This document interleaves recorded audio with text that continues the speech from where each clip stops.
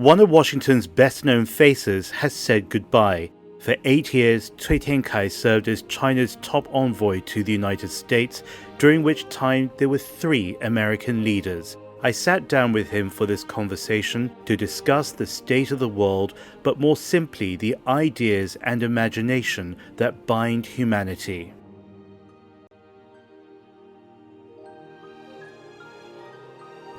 We started with a liaison office. Yes. In the Mayflower Hotel. What year was that? I think 73. I have to ask you, though, why is the US-China relationship so important as the Chinese ambassador? Well, you see, China and the United States, we are the 2 largest economies in the world. We are both permanent members of the United Nations Security Council. So we bear great responsibilities, not only for our own peoples, but also for the global community.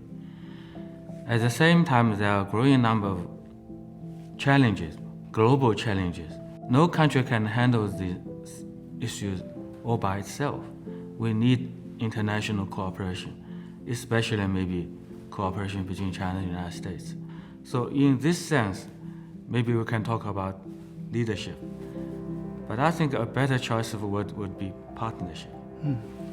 Because China always believes that all countries, no matter how big or how small they may be, are all equals.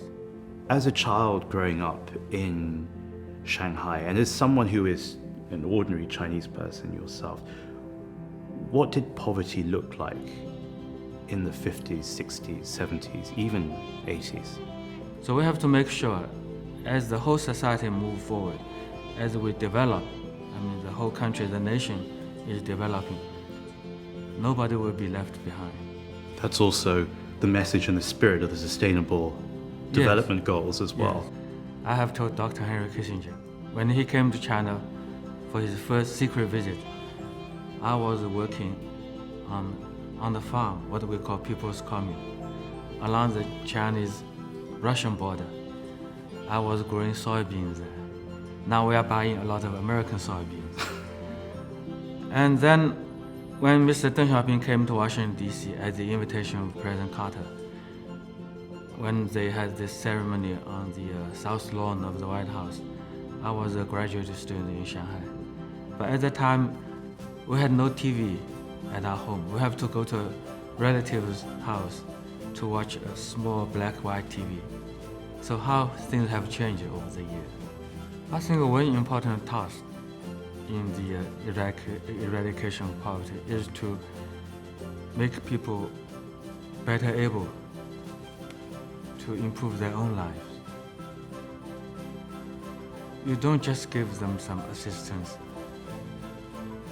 You train them, you give them opportunities to change their own life. I think that is the best guarantee that they will never fall back into poverty again. As he bid farewell, people on social media thanked Cui Tiankai for his years of public service and his commitment to improving humankind. We thank him also for the opportunity of one of his last interviews in Washington at a time when the world is rapidly changing, and we with it. I am James Chau. You're watching The China Current. Follow us on social media at The China Current.